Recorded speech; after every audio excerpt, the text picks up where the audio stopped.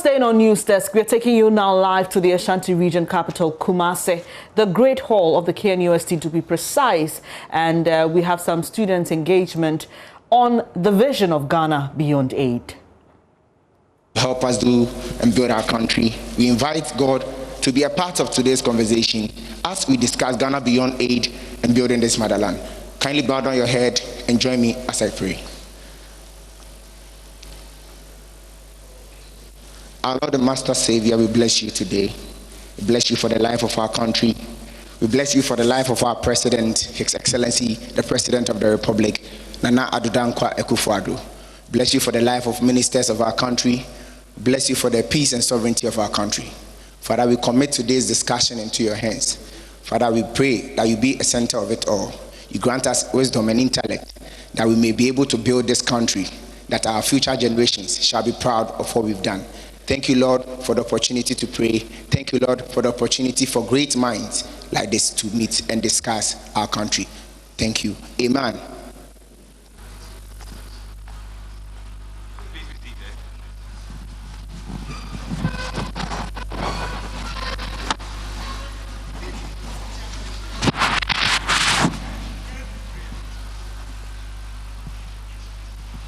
With the blessing of God the Father, God the Son, and God the Holy Spirit, let me say good morning and welcome to the Great Hall of the Kwame Nkrumah University of Science and Technology, where this morning we gather under the auspices of the Ghana Beyond Aid Committee in collaboration with the National Union of Ghana Students, and present to you the education at the heart of attaining a Ghana Beyond Aid, taking stock of our progress, looking into the future, a student engagement forum on the vision of the Ghana Beyond Aid agenda. I am, by the grace of God, Jerry Edemajololo, and I'm thrilled to be part of you on this very historic day. Our elders say, Oba tan no.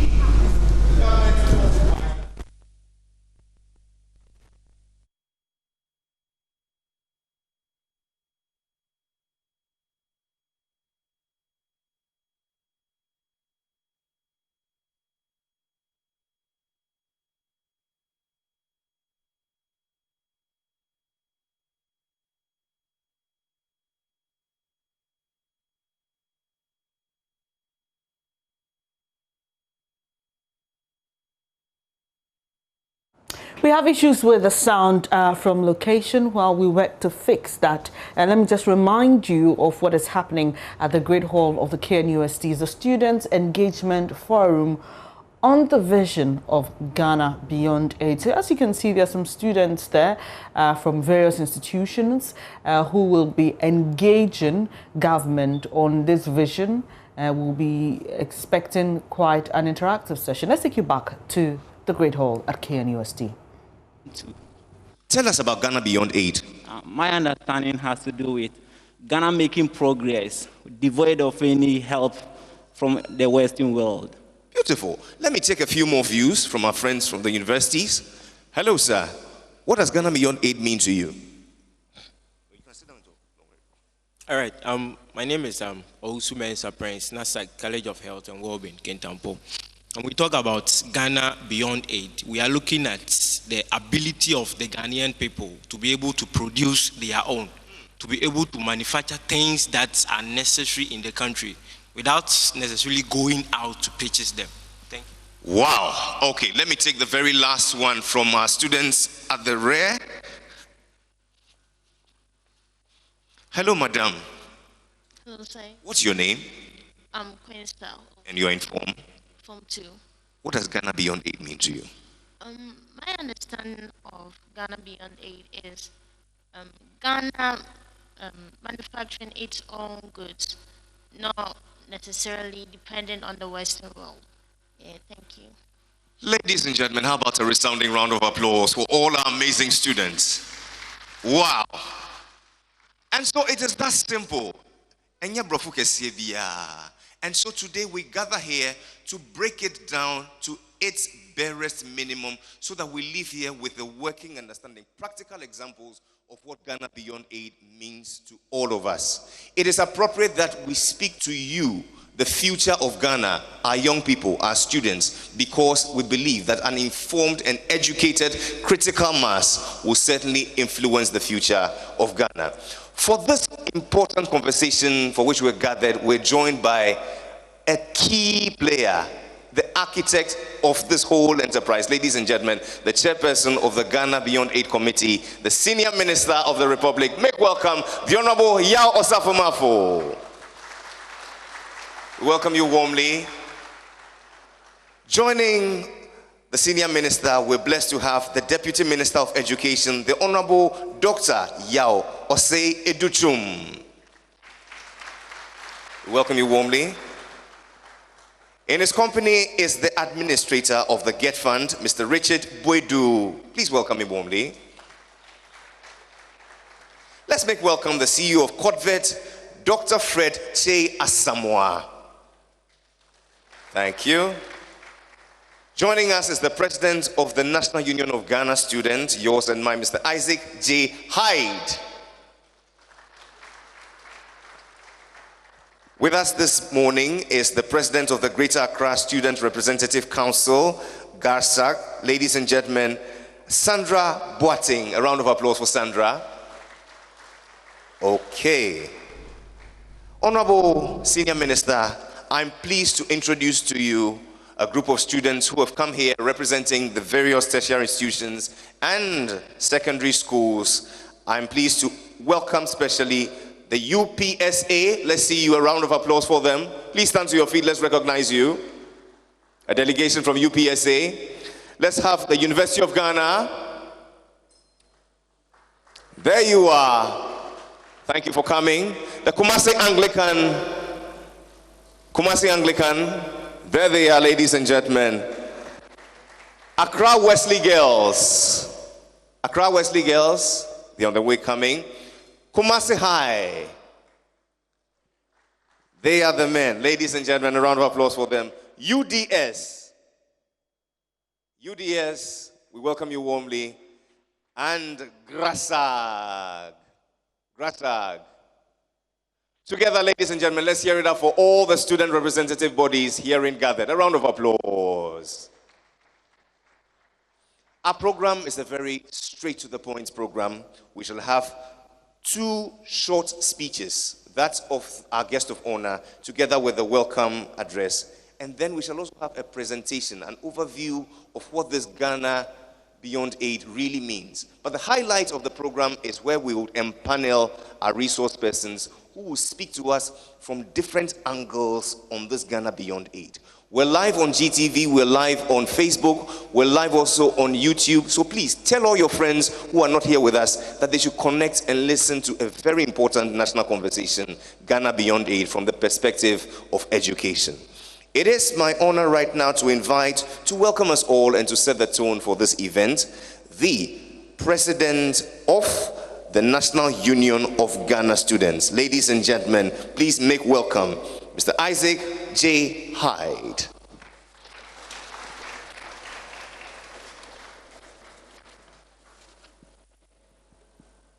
I encourage all our speakers to please take off their masks because this place is sanitized and safe.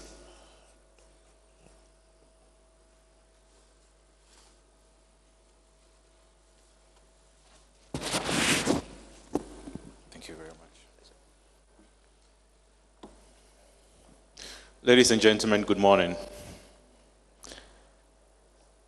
Mr. Chairman, Ministers of State, university administrators, government officials, colleague student leaders from GAPS, the Private University Students Association of Ghana, the Ghana National Union of Technical Students, the University Students Association of Ghana, the Teacher Trainees Association, the nurses and midwives that we call the NASAC, and any other bloc that is heavily represented here. I welcome you all.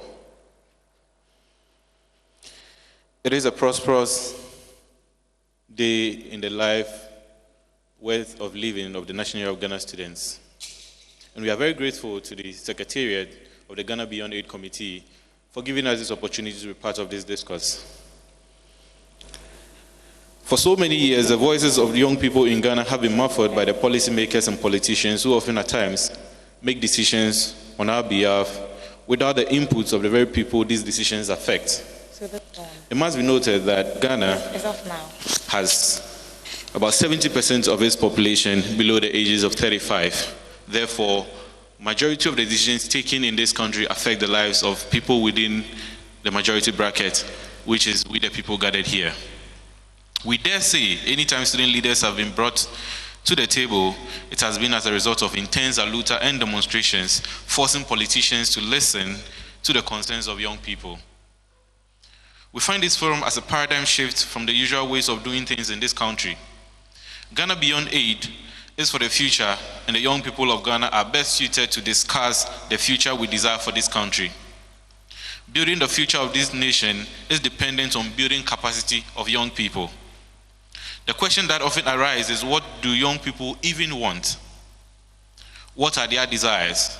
This question was asked by an Irish philosopher, Edmund Burke, in the 18th century and still holds true for our world today.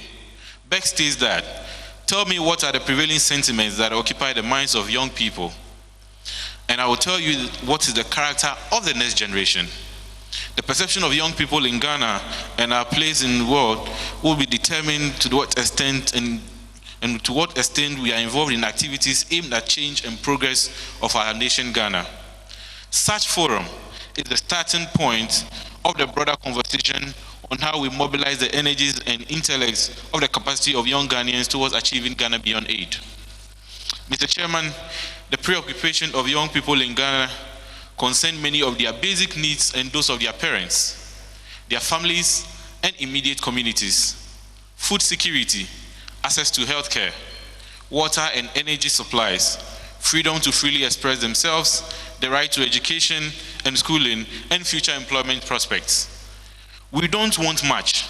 We just want a future of dignity, self-respect, and human rights. We want a future we can truly be proud of. Ghana Beyond Aid is truly in sync with the global call for sustainable development, which calls for the active participation of young people in processes that contribute to decision-making, planning, and implementation of policies and programs for sustainable development.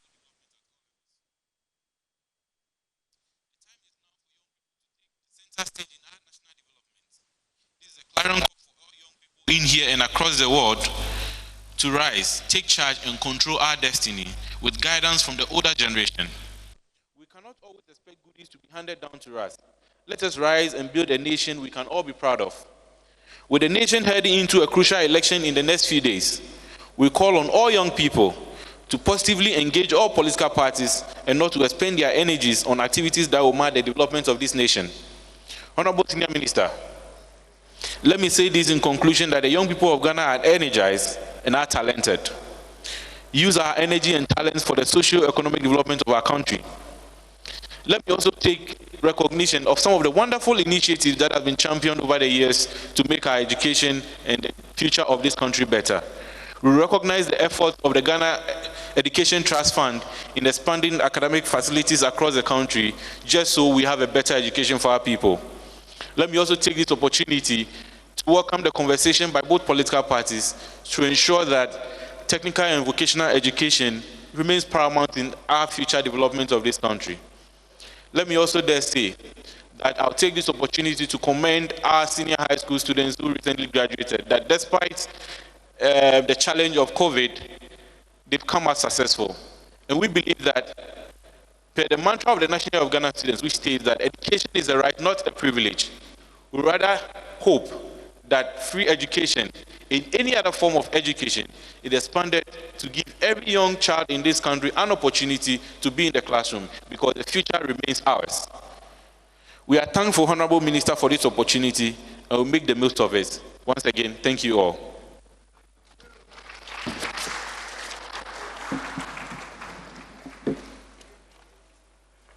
One more time, ladies and gentlemen, Mr. Isaac J. Hyde, the president of Nukes.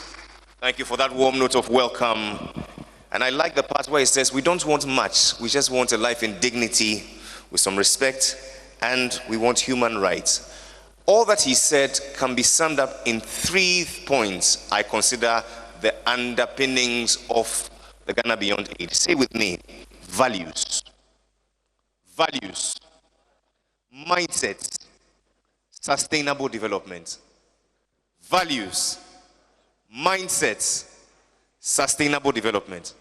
Write these words down because you're going to see them through all the presentations that will come forth. For the next few minutes, we want to explain to you, to the barest minimum, what Ghana Beyond Aid really means. Please lend us your attention because you're going to need this very important presentation. We're blessed to have the Secretary of the Ghana Beyond Aid Committee, I beg your pardon, Dr. Eric Yawa, and for 10 minutes he'll walk us through. Please welcome him warmly with a round of applause.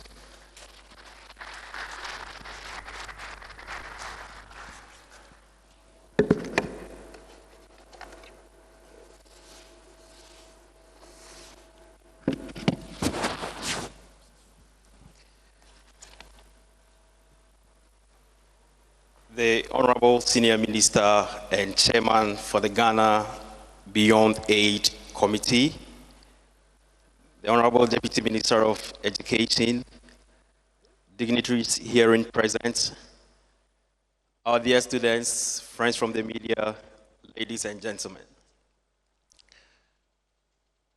Good morning. His Excellency, the President, has set for us as a country the vision of Ghana Beyond Aid. And this is underscored by the fact that as a country, we are blessed with the resources needed to make us prosperous, self-reliant, and sustain our own development. But over the years, we have had to rely on support from external sources almost in every facet of our development. Whilst this may be useful, there is a time for us to revisit this narrative of our development and see whether this is something that can be sustained to ensure that we move Ghana from what we envisage it to be to actually attaining the Ghana that we all want. A Ghana that is prosperous, a Ghana that ensures that development is fairly spread, and a Ghana that engages competitively with the rest of the world. This development has become necessary because already the external sources from where these resources come from are beginning to experience shocks of their own. And so if you examine the figures for aid and donor support, either in the form of grants or concessional loans or technical assistance or any form that aid may take, you realize that from 2010, when Ghana attained the lower middle income status, to 2017, all the help we received from external sources in the form of aid had reduced by about 50%. And it is not slowing down. It continues to decrease. So a time has come for us to sit down, look at this, and ask ourselves the simple question: for how long can we wait for external support in order for us to meet our own development aspirations?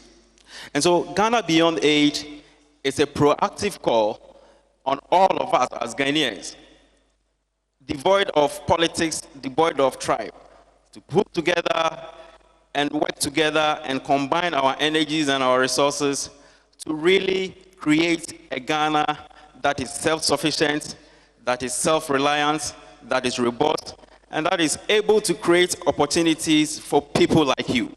That is what Ghana Beyond Aid is all about.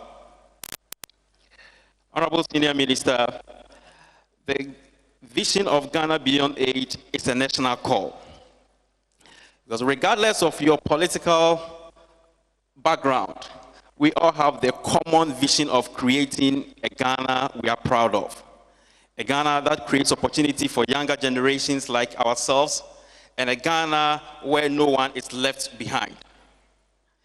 And that is the reason His Excellency the President brought people from all walks of life, including the National Union of Ghana Students, which is heavily represented on the Ghana Beyond Aid Committee that has crafted what we call the Ghana Beyond Aid Charter and Strategic Document to help guide our work to the destination of becoming self-sufficient and self-reliant, so that even if we have aid or any form of support from any external source, that support will only complement what we have already been able to mobilize for our own development. Aid may not be a bad thing, but we want aid to speak to our own priorities as a nation. Achieving Ghana Beyond Aid is possible because there is no alternative. An alternative to Ghana Beyond Aid is that let us sit down, let us do little, let us not help ourselves, and always look to external sources and people's benevolence so that we can survive.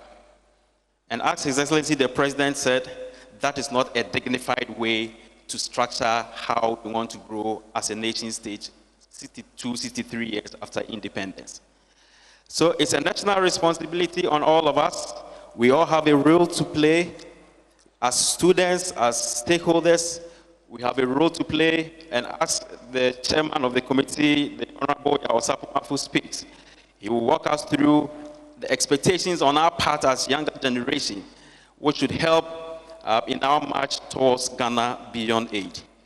Ladies and gentlemen, Ghana Beyond Aid is about relying on our own resources and working together with new mindset to really drive our own development, so that together we will create a Ghana that is prosperous, a Ghana where people are empowered, a Ghana which is resilient, so that our progress at developing does not take 3 steps forward and 2 steps back.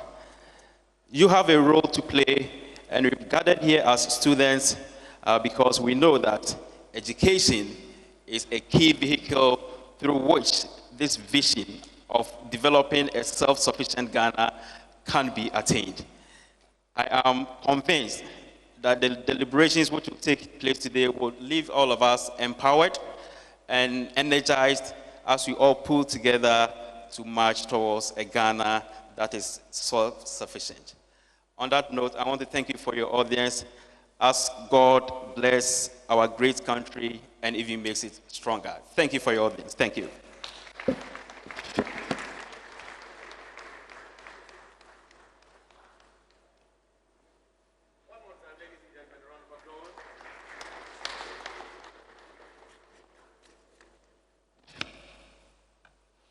We're grateful.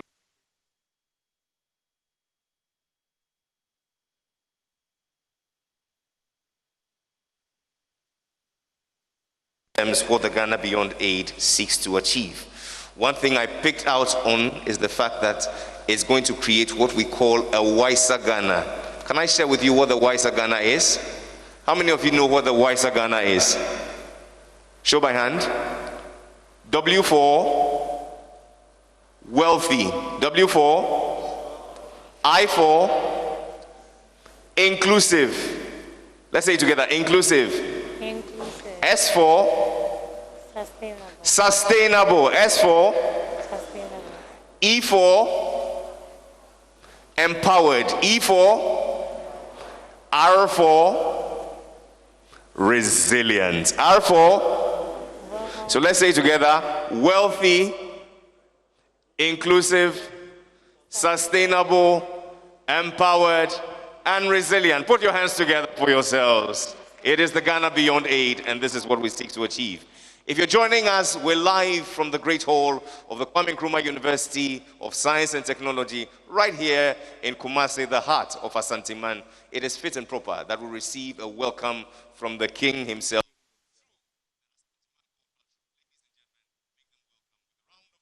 Pause.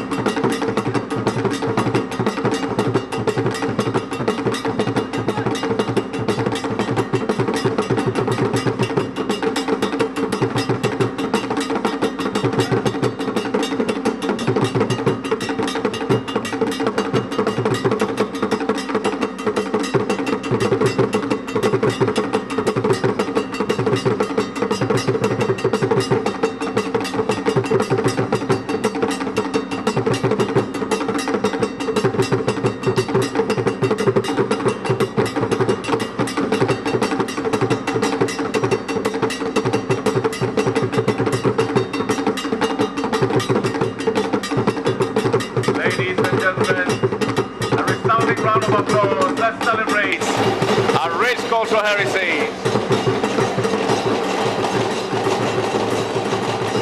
Yo, Yadawase. Yadawase.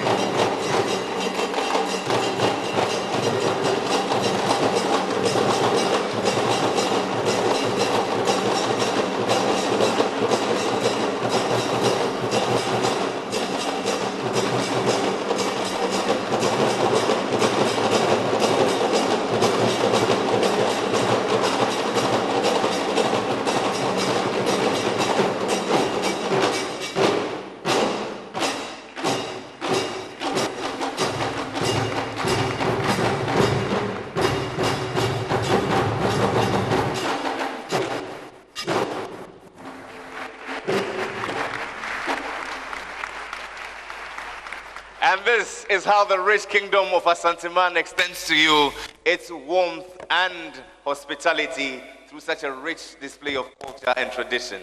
To this end, this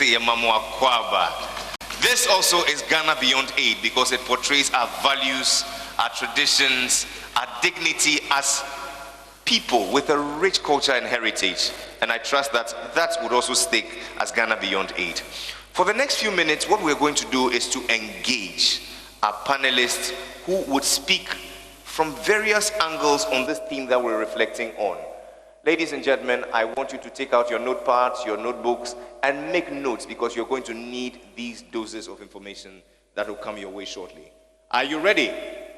Then if you're ready as I am, please help me welcome my friends as they join me here. Dr. Yao Osei Educhum is the Minister, Deputy Minister of Education. A round of applause as he joins us here. Dr. Fred Shea Asamoah also joins us as the CEO of Corvet. A round of applause. Let's make welcome Mr. Richard Boedu, the admin of the Get Fund, and yours and mine, Madame Sandra Boating, the president of GARSEC. A round of applause for them. Okay. Oh, do you have something against them? Please, a round of applause. And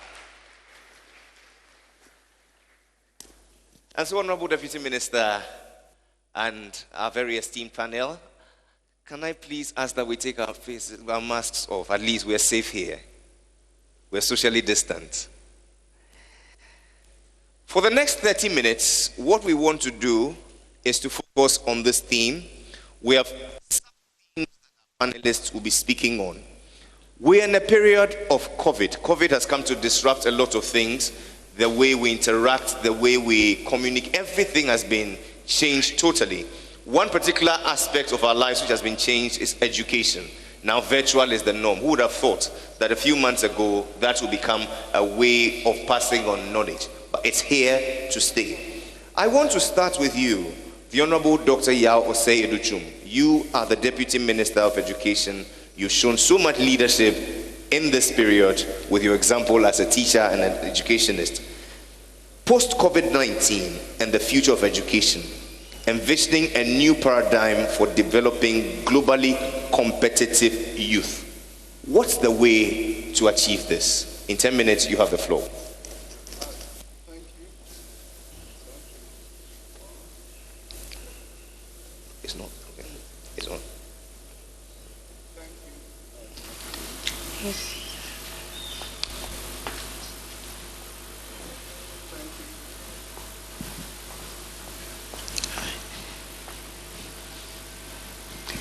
Thank you for such a wonderful opportunity.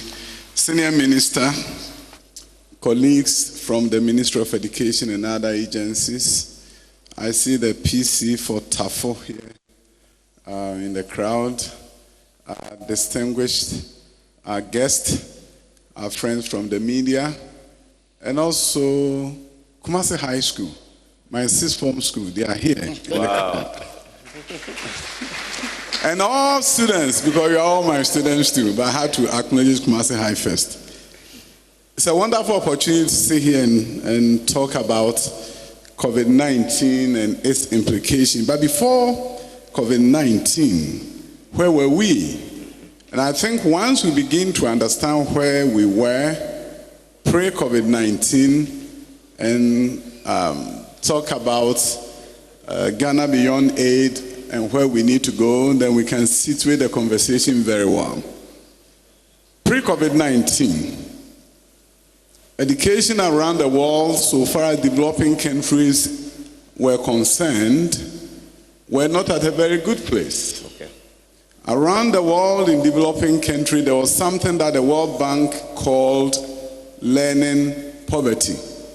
And they defined learning poverty by looking at the percentage of students who are aged and could not for understanding. And this percentage was 53.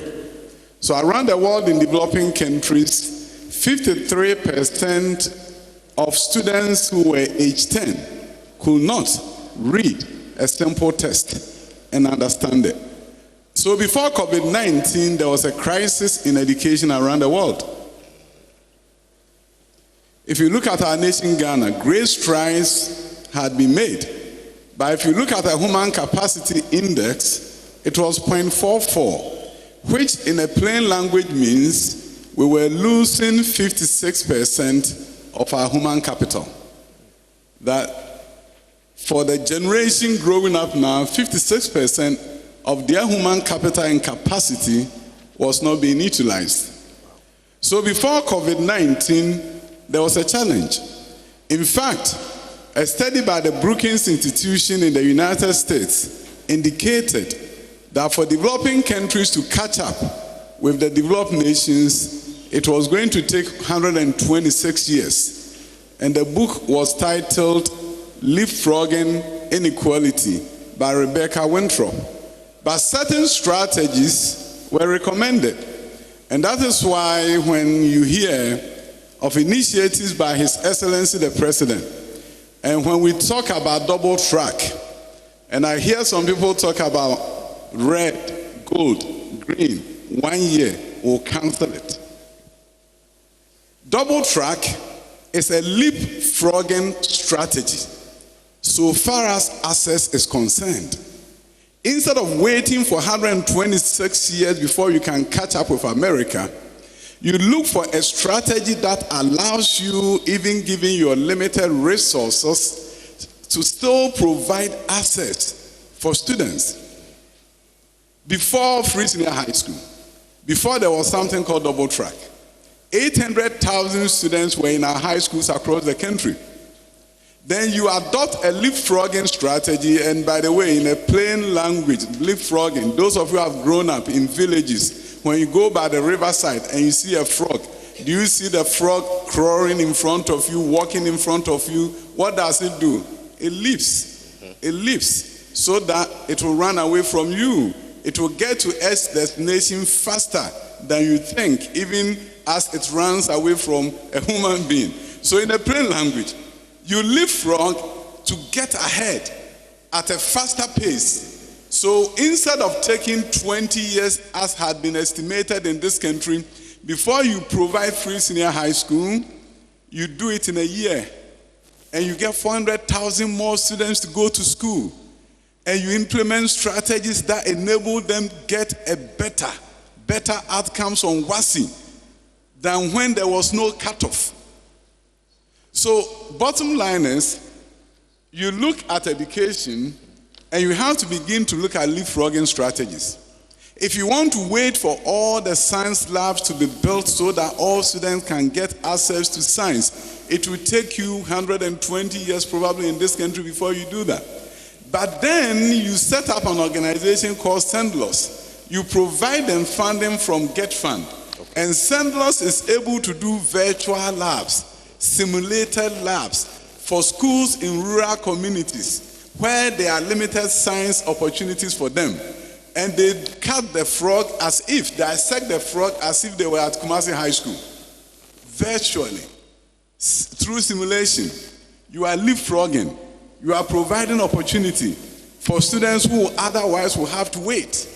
So the bottom line is this: when we talk about education in developing nations, education post-COVID, we have to understand that the situation pre-COVID has worsened. And therefore, we need to redouble our efforts in making sure we eliminate learning poverty. Because you see, when you can't read, you can't learn. If you cannot read, how do you get access to the content in geography, economics, and other subjects? So if our 10-year-olds are not reading, and with COVID, the situation is worsened for those from rural areas, what we need to do post-COVID or during COVID is that we look for strategies that enable them to catch up from where they were, to bridge the gap. But how do we bridge the gap? We have to take a look at our curriculum. And if we're talking about Ghana Beyond Aid, we need creative citizens. I think I was excited when I saw building a wealthy, inclusive, sustainable, empowered, and resilient society. You can form an acronym out of that to call it WISER. For the first time, we have a just cause. The just cause is that it's not enough for us to talk about freedom and justice. But we need to begin to talk about a wealthy society. You can't talk about justice when there's a poor person and he doesn't have 1 cedi in his bank account, probably doesn't have a bank account. Where is justice when somebody is sick and cannot pay to go to the hospital? Where is justice when you have a case and you can't pay to have a lawyer? So when we talk about freedom and justice, unless you create a wealthy, you build a wealthy, inclusive, sustainable, empowered, and resilient society, our motto, freedom and justice, will not be realized. So when our first president talked about independence of Ghana was meaningless until it was linked up with the total liberation of Africa. It wasn't a just cause. It was a goal that could be accomplished. And it was accomplished. But you see, today we see that the independence of Ghana is meaningless unless we build a wealthy, inclusive, sustainable, empowered, and a resilient society. That is when the independence becomes meaningful to everybody, irrespective of where they are in any part of this country. So I'm excited that today we're talking about Ghana Beyond Aid, and we're talking about all these ideas, and we are looking at what education can do in this process in terms of leapfrogging inequality and putting us in a place where we can realize the vision of Ghana Beyond Aid. How many minutes do I have? You have 2 more. 2 more. You see, I'm a politician and a teacher, so if you don't remind me, I'll talk for too long. Bottom line is this. When we talk about where we were and where we are now, we are not where we want to be, but we are sure not where we used to be. When you look at the WASI scores this year, it should tell you something. That when you do a leapfrogging strategy like double track, and you bring about intervention strategies, paying so that all students will have extra classes, making sure there are textbooks given out to students, also making sure that a longer period of instruction. You see, when people talk about double track, and they forget that double track has given us a longer period of instruction. Instead of 1,080 hours of instruction before double track, we now have 1,134 hours of instruction. Wow. It is therefore no wonder that students have done better. Exactly. So if something is bad, does it give you better outcomes? Something bad produce better. It is a well thought out program strategy to really ensure that the vast majority of our students get the opportunity for upward mobility. And that is why now you are going to apply to a university, you're going to get the opportunity to apply to the student loan trust fund for your loan. By the time you get your admission, God willing, when Ghanaians give the president another mandate, the implementation of the new policy on student loan trust fund is going to ensure that every student gets the opportunity to actually attend tertiary institution, because you get a student loan, you have 2-year grace period, you pay for it after you graduate and you secure a job. And that is the direction that this nation needs to go, and that is what we need to do in order to attain a society of beyond aid, in order for us to attain a wiser society. And that is the new just cause of this country. That is where this country is heading. And we are not turning back. Ghanaians will not turn back. Ghanaians will move forward. And together we'll create a society where the poor and the rich have a level playing field, where when we come together, we come to celebrate each other based on our accomplishment, and we don't come to look at how somebody has gotten ahead of us because they happen to be connected, because they happen to be rich. And when we come together, it's going to be that we created a sustainable, empowered society, and that society is giving equal opportunity to all. And that is the kind of Ghana that I believe every one of us wants to be in, and the kind of Ghana that I'm excited about every single day. Thank you. Thank you very much, Dr. Yao Osei-Aduchum, Deputy Minister of Education.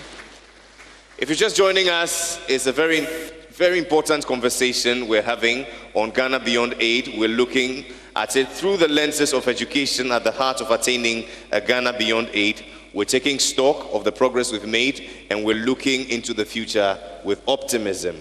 I would like us to do something. Can we please try our mics to see if they're working?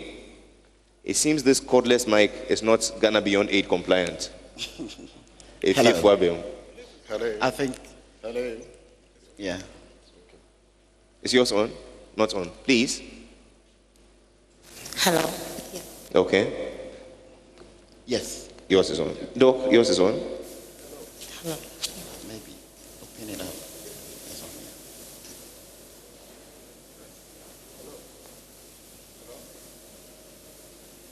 Could you please? Okay. And so, Doc, you've walked us through the historical antecedents to, the Ghana Beyond Aid, and most especially before COVID. This actually leads us to COTVIT. Now, you are established primarily to coordinate and oversee the technical vocational education system that produces a globally competitive workforce through the quality-oriented and demand-driven learning for national development. Let's take it step by step. Let's look at where the Deputy Minister left off. Let's examine propelling our march to Ghana Beyond Aid through technical, vocational, and skills development. In an era of COVID, how are we going to achieve this? Thank you very much.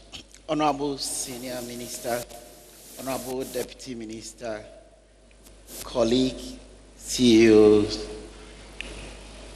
heads of USTs, leadership of NUTS, students, I'm excited to be back to my alma mater. This is where it all started. Oh. And it's no wonder UST is the best university in Ghana. Honorable Deputy Minister is laughing, but it's true. And I'm proud to share that platform with the Honorable Senior Minister, who also is an alma mater of this great university. And more so to share this stage with the next generation of leaders of this country, NUTS. It's right, if you look at the theme, education being at the heart of Ghana Beyond Aid. Mm-hmm. And for every human being, your heart controls everything. Sure. The only time a person is pronounced dead is when your heart ceases to work. Therefore, education cannot be underestimated. And we all know education is the key.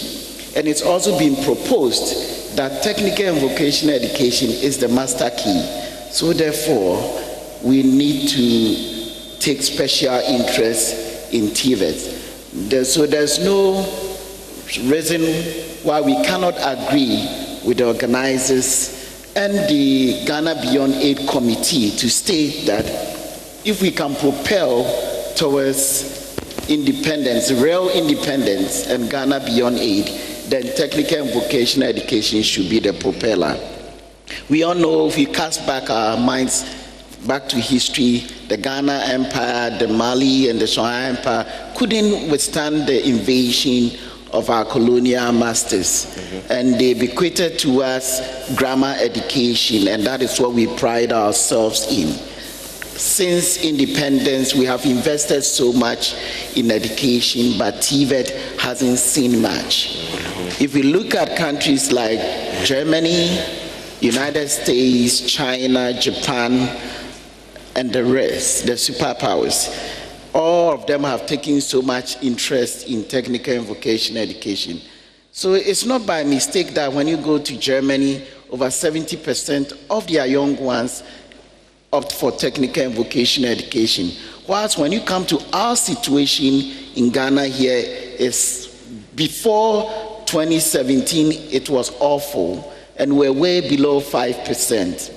I'm excited that the free technical and vocational education under the free secondary education has given 65,000 young Ghanaians opportunity to go through the former TVET. What was the situation before 2017? We have a system that nobody cared about TVET that much, and there hasn't been enough investment into TVET. Neither do we look at the policy environment of our TVET system. Just with COVID-19, we realized that Ghana was struggling and putting in pressure to produce most of our products locally. Why? It's because for every workplace that you go, you require not less than 80% of technical and vocational education. So if we have below 10% of our young ones going into TVET, and every workplace required more than 80% or a minimum of 80% to be successful, then it doesn't align for us as a country. So that is why the government in 2017 decided to do a SWOT analysis of the entire system and to come out with a 5-year strategic plan, which from 2018 we've been implementing it. Before 2017, there have been TVET institutions across various ministries, over 19 ministries. So the question is, why is it that almost 19 ministries are involved in TVET, but admission towards our TVET sector is below 10%? So we looked at 5 policy objectives that we had to work on. One was to look at the governance and management of TVET. 2 is to look at the quality of our TVET system and how it's responding to the industry. 3 is to how do we increase access? Because for all the countries that are doing well, let's take for instance Malaysia. In the 80s, we were almost at par with them. But they had gone through 8 5-year strategic plans, and now their unemployment level is low. And I believe during the COVID situation, they were not struggling the way we had to struggle to produce face masks and other things. I'm looking through the crowds right now and can see most of the face masks people are wearing, probably including mine, is imported. And these are skills that is not high complex skills that we could have produced it here. It's because one, our TVET system was not responding to what the industry needs. So government said with the 5-year strategic plan, whilst we are looking at the governance and management of TVET, let's look at the quality, and let's look at access, let's look at funding for TVET, and how can we ensure sustainability as far as our environment is concerned. So with the quality, which is very critical, we have to look at what does the industry want.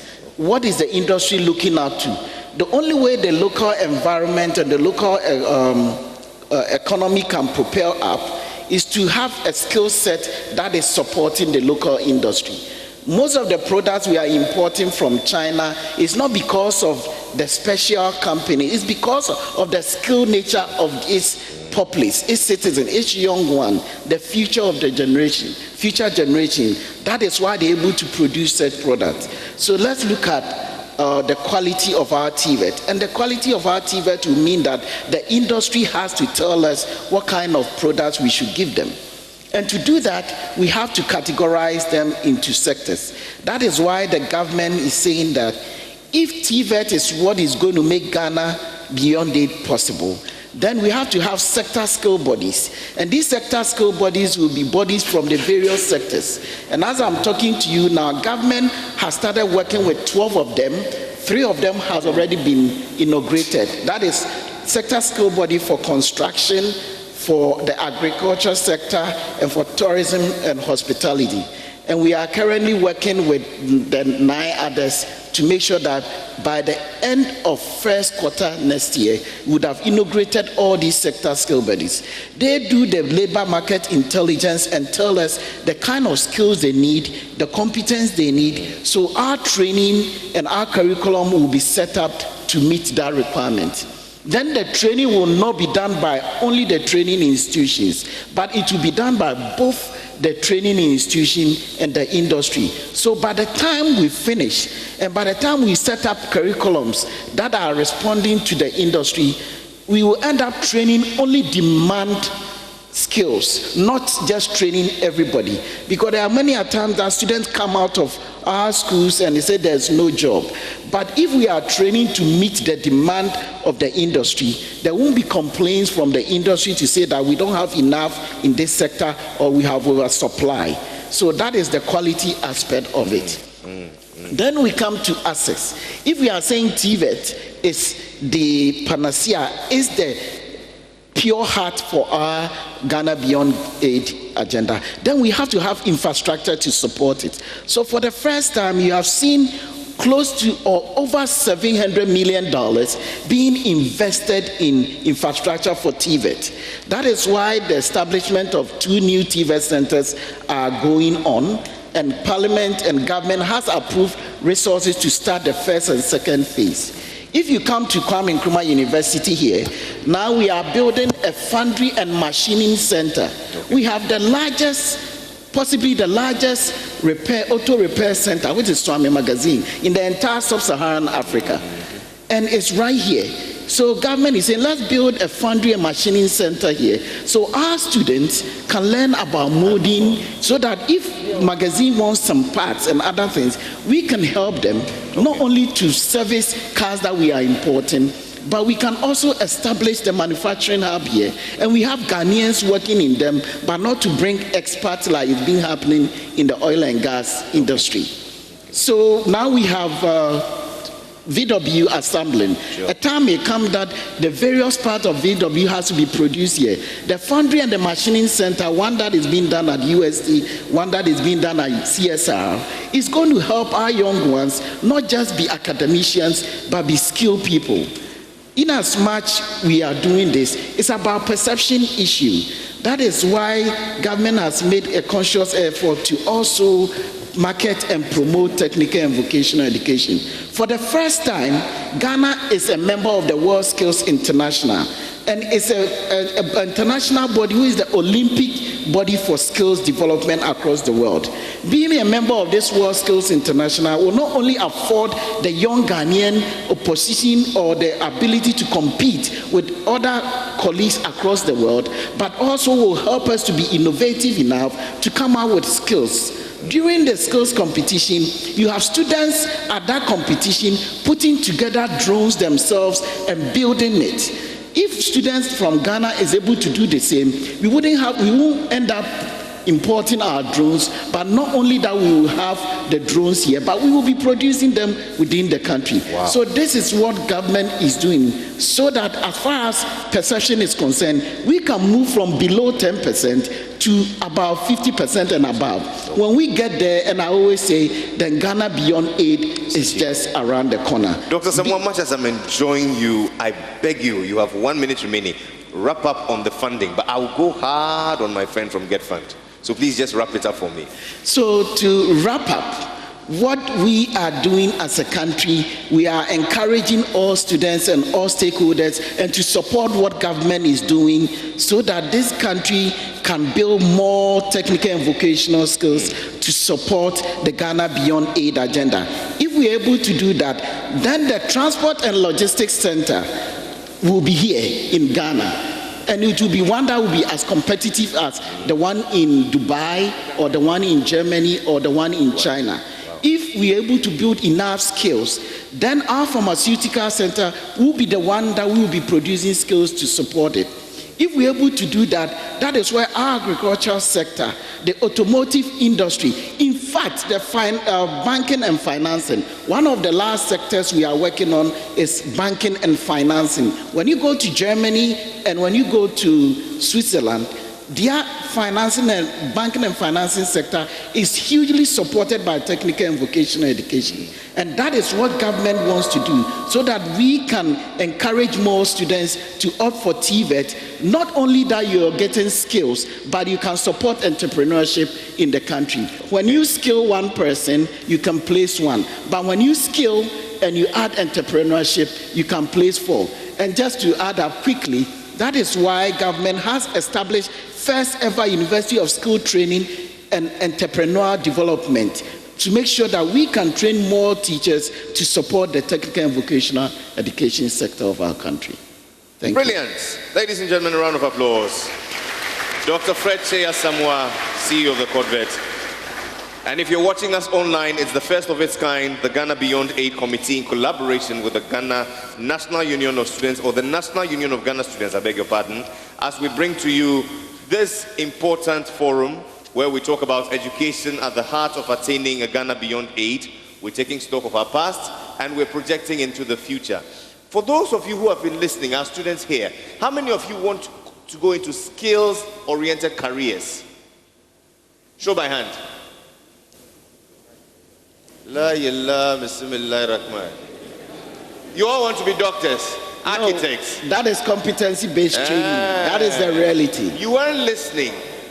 Dr. Asamoah said that 80% of technical and vocational skills are needed in every workplace.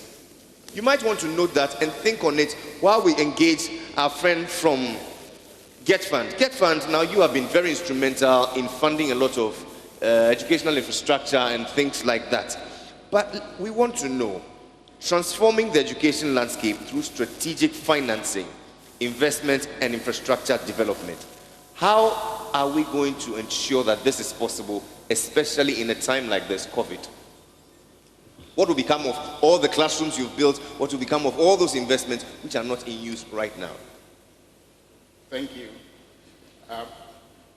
Honorable Minister, Senior Minister, Honorable Deputy Minister for Education, my colleague CEO, who is celebrating his birthday today. Oh. And students who are here. You can continue. You've asked a good question, but in my answer to the question, I may let people know the role of NUCs in Get Fund. Actually, the establishment of the Get Fund Act, NUCs played an important role. There was student agitation around that time, and based on that, and a very innovative thing fell on Ghana, and in the year 2000, Parliament approved the Get Fund Act, where 2.5% of VAT proceeds were set aside for Get Fund for infrastructure development and then supporting the education sector. NUCs is one of the agencies or the representation on our 17-member board. So NUCs plays an important role in the how the fund is administered. Over the years, the 2.5% that is awarded in terms of VAT to the Get Fund has been used, and there has been a lot of infrastructure development in the country. But I would like to say that next year, Get Fund will be clocking 20 years. It has not all been rosy. When I assumed the office in 2017, I found out that there were a lot of projects in the system, but there wasn't fund to commensurate the projects that have been scattered over the period.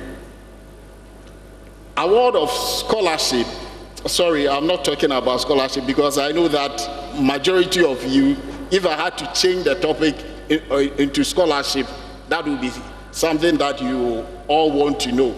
And I think if I should ask a question here for you to raise your hand, those who would like me to change and let you know how you can access scholarship, a lot of you would raise your hands. But today it is for infrastructure development. What I saw at that time when we took over as the board, there were about over 3,900 thereabout projects that were ongoing. Projects being built at that time were like how our parents do their building. They just give a school 12-unit classroom block, allocate it to a contractor.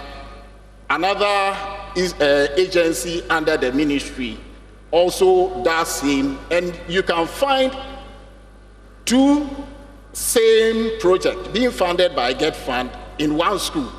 But it is when an IPC is raised, the interim payment certificate allows a contractor to assess whatever he spent. It is when that comes on that you get to know that there are duplications of contracts all over the Ghana. So there were the management put in a measure, and that measure is yielding dividend for currently. The first one was to put a freeze on all contracts that has been awarded all over Ghana. We streamlined the process of awarding. So Get Fund provides a funding budget, and then it is the ministry, the regional coordination, and the district assemblies that award on behalf of Get Fund.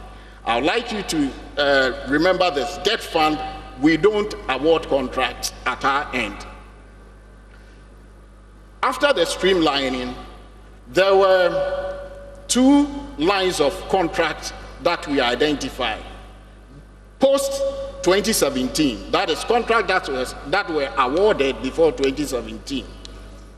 We put it in a bucket.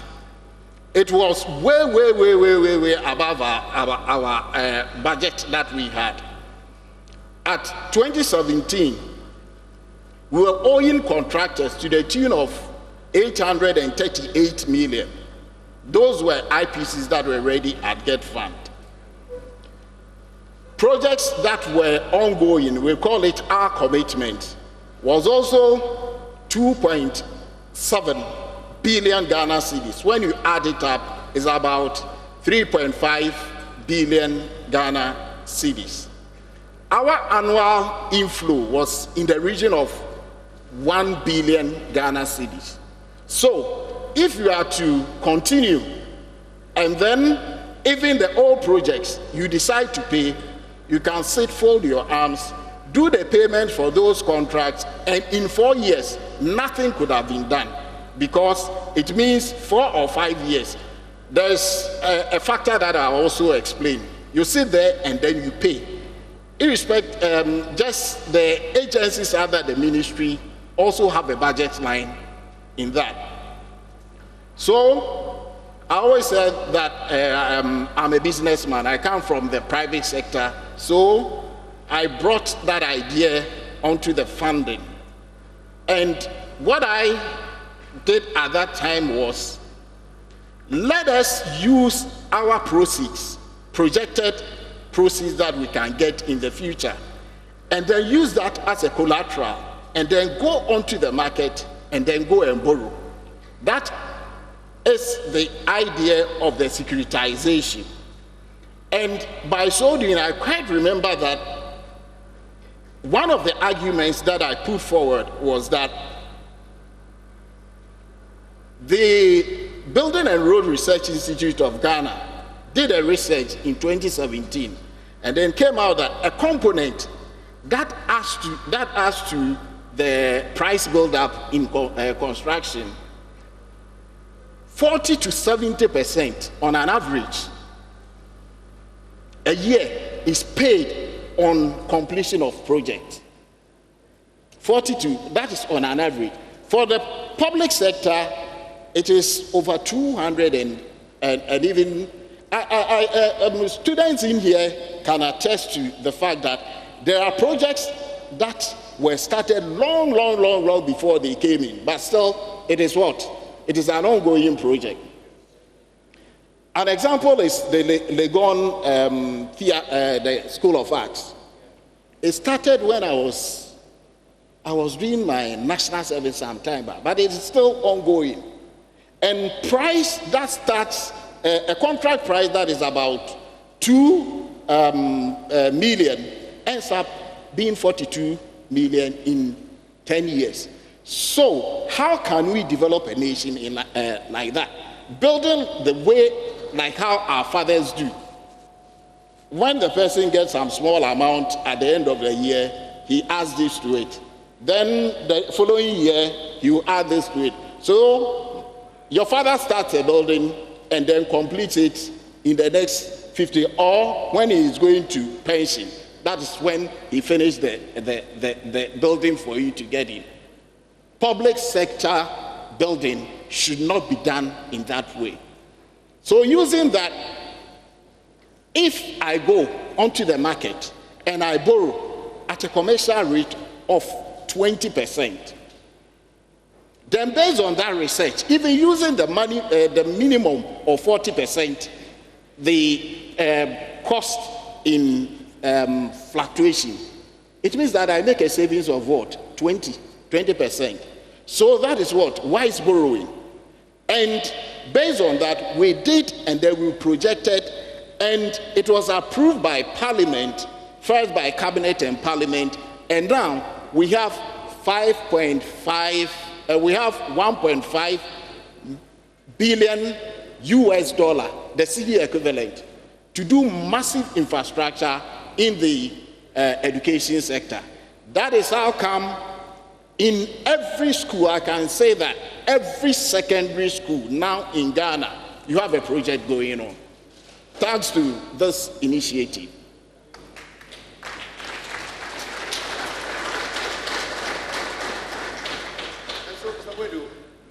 Much as, we're appreciative of, how far we've come and the strides we've made, is this sustainable? Yes, I will say that it is sustainable. In 2 minutes, walk us through. Yeah. When you look at the bond that we took, it's for a medium term of 7 years. Okay. And by 7 years, we would have finished paying off. Okay. the bond that we took. And not only building that we're talking about. Yeah. Presently, almost every school has a pickup. Every secondary school, we've given them pickup. There are buses that we also, through the Ministry of Education, that are also being shared across the country. Okay. There are buses, the 65-seater buses, that is also coming on. There are motorbikes for circuit supervisors. Get Fund is also funding, is also assisting the agencies under the ministry. Okay. And they are all now functioning. Talk about TVET, talk about NACA, National Curriculum, talk about almost every agency under the ministry. They are now working again. This is more like a rebranding of Get Fund. Ladies and gentlemen, let's put our hands together. Wow. But you see, on the back of all this, how does it translate to you, the students in school? Let's ask one of your very own who represents you here as the president of the Greater Accra Students Representative Council. Mr. Have we left anybody behind? From all that has been said, is there anybody who has been left behind? You don't think so? So my question to you is this: leaving no one behind, progress in social do to promote inclusive education?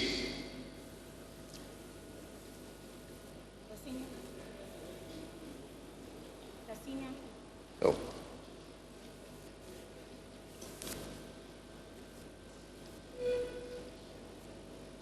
Is the mic here, please? It's been taken away. Hello.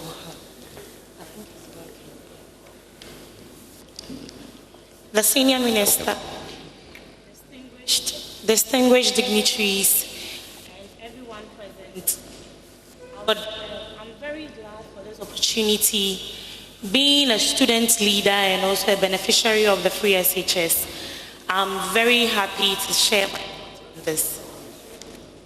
A lot has happened. We being free SHS, I call myself a free SHS graduate. Can we have a handheld mic for her, please? Just a cordless mic, that would do. That's what happens when your sound man doesn't do morning devotion.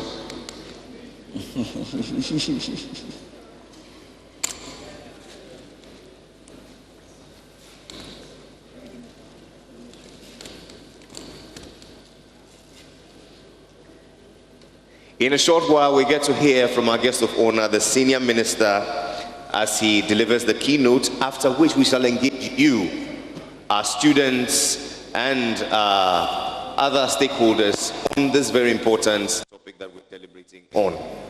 If you're set, let's hear from you.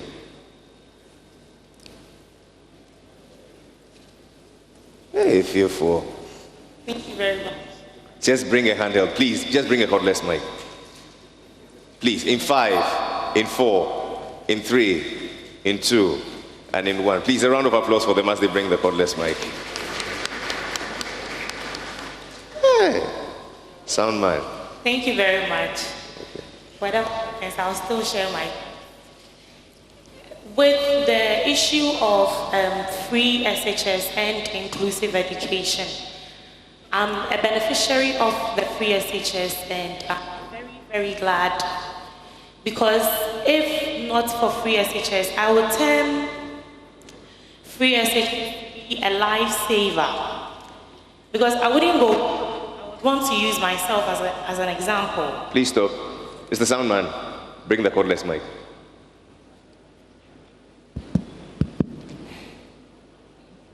Fatusru, fatusru. I quit pay attention. A round of applause for him. Please continue. I would want to use myself as an example. At the time where our BEC results came in, and we were looking forward to going to the senior high school, for me, my mom is a fishmonger, and there is no money at home. Okay. I have 2 elder siblings who are not able to go to school because my mom could not provide for their SHS fees and other utilities. So I was very, very happy when I got to hear that the president is bringing on board the free SHS policy. And indeed, it has helped my colleagues and I, because looking at where we come from, we not having anything, sometimes I listen to certain stories that my friends tell me that if not for free SHS, they would have been at home. If not for free SHS, they wouldn't have been able to call themselves graduate today. So I'm very, very happy that the free senior high school came on board, because it has come to save lives. And I know there are a lot of senior high schools here who are facing challenges, real challenges, that if not for the free senior high school, they wouldn't have been able to be what they are today. I wouldn't have been able to call myself a student leader at all, because the free senior high school, me going through school, realizing that my fees are taken care of, my books, everything are taken care of. I'm going to get the sound mind to be able to study, and on top of it, aspire for a position and bring out my talent. I'm very, very happy about it. And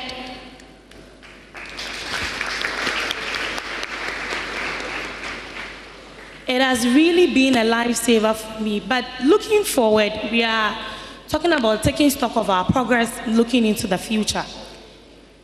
Ghana has a dream, the Ghana Beyond 8 dream. We want to call ourselves self-reliant. Ghana wants to do things on their own.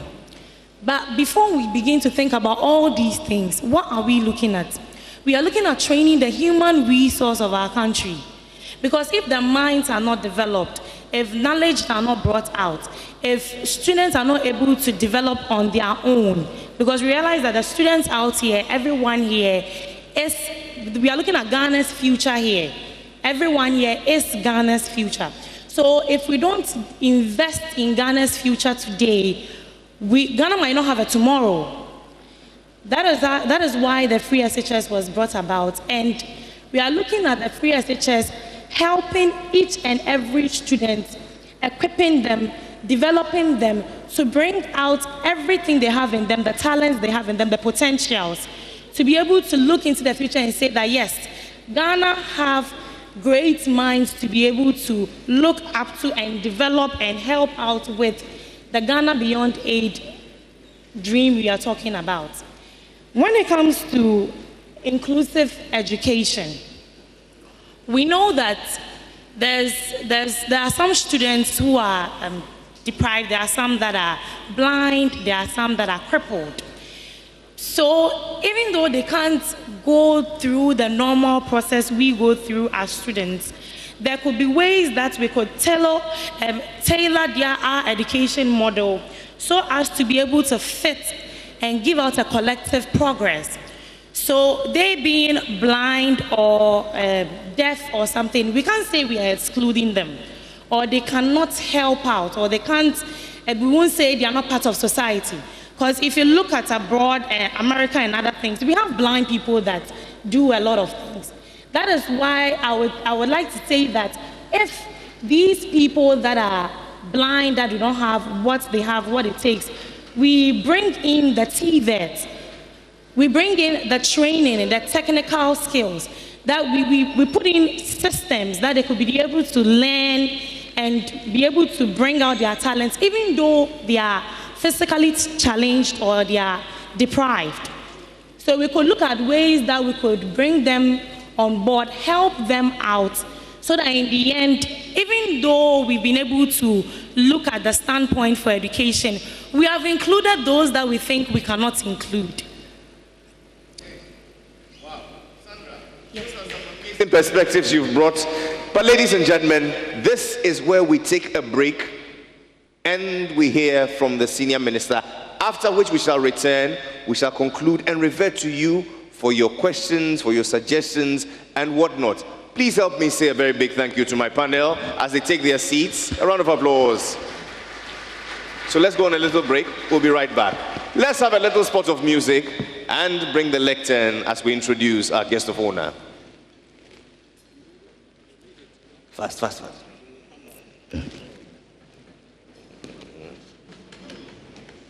You grab them.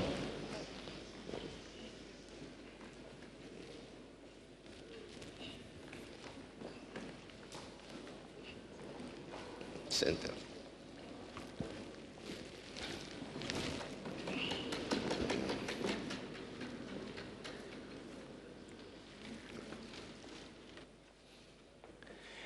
It's the first of its kind, a student engagement forum on the vision of the Ghana Beyond Aid. We're live from the Great Hall of the KNUST, and this is made possible because of the Ghana Beyond Aid Committee in collaboration with the National Union of Ghana Students. This morning, we're particularly pleased to receive in our midst the Senior Minister of the Republic, who has acted in such a great capacity as the chairman of the Ghana Beyond Aid Committee. His knowledge and insights have shaped this document, and ladies and gentlemen, it's particularly appropriate that he speaks to us as our guest of honor. Would you please rise as we receive the Honorable Yao Osafo Mafo. Take it off. Bring the wipes. Please be seated.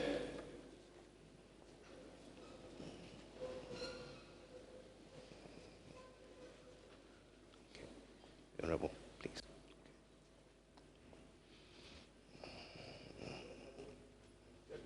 Is it on? Question.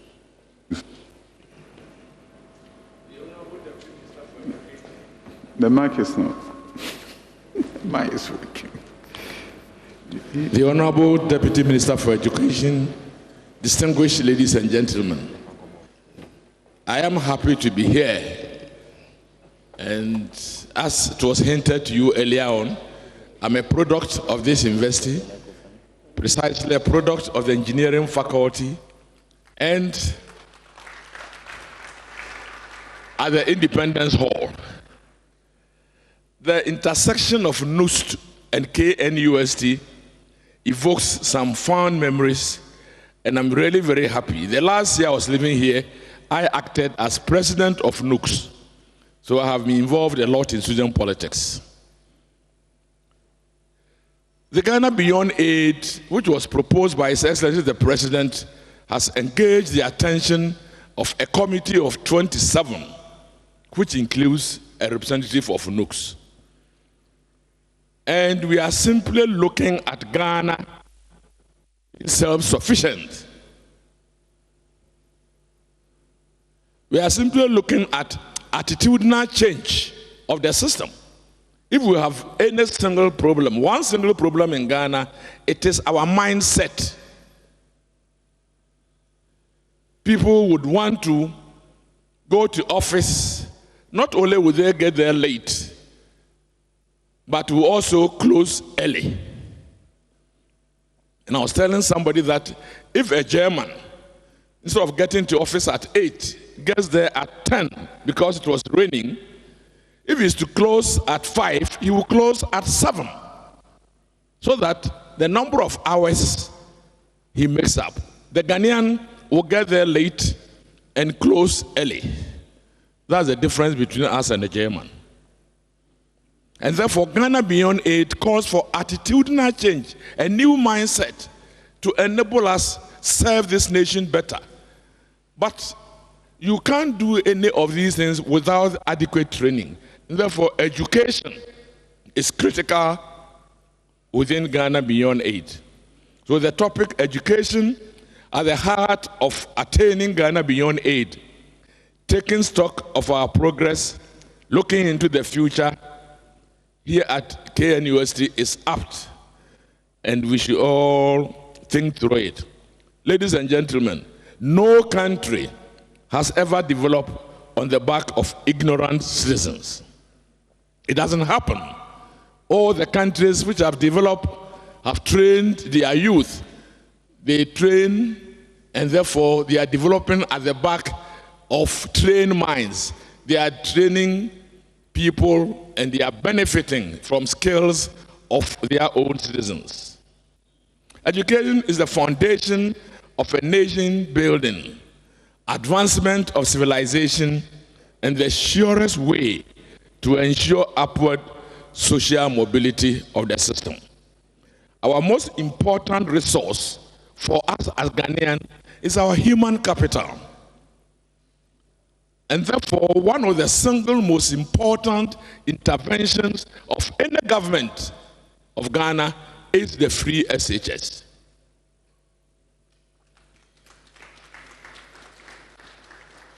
During our time, a few people will get scholarship based on merit to secondary school. It means they enjoyed free SHS.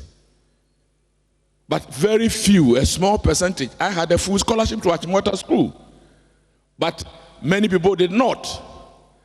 And therefore, yes, I would say I had a free SHS, but it wasn't universal. Today, it is. And kudos to Nana Addo Dankwa Akufo-Addo.